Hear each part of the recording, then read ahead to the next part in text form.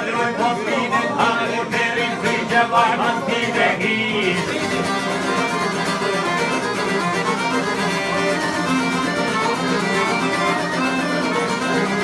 Edhe koma shuve vaj qavë shiri, hajmo të redi janin se sakti e mor se prena po skaldoj po krijan derin frigje varno te mjarijan derin frigje varno te në shkuge vajno zvogen dhe ta svangan tuve vojsen mogen dhe la paskan shumë të përdo ase jenë e hishin e dijane kuj ke kuman ke pojnë hundin e me dërdu.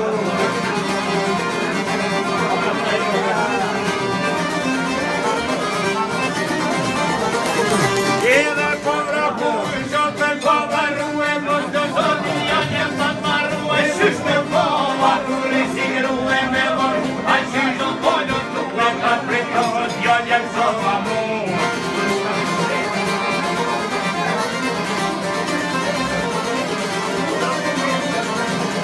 Eni vajzat al kulka varfilu njështë të te përge ke varruë janë varruë vajnja shtota te kisha ushili vabit përgjet aj po i hapret tjetje vabit ujni mor sote vajno te vajnomin no te modin sote jen qiru e prengar mor an muj shavet shua prengar sport kujtajnë e shkok shavet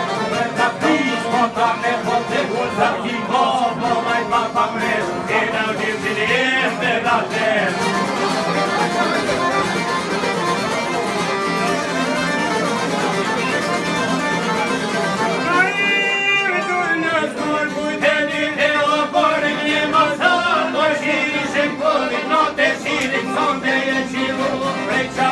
Aj moj shaver shumë, reqa ushi ta ne këto shaver, so për komes mota ne boter.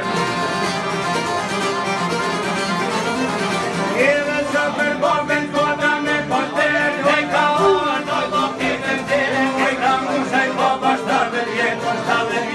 po baj ka rafshu, e da shko imri po me stuj ljus të dret. Reqa usha, kej po e tuj profu,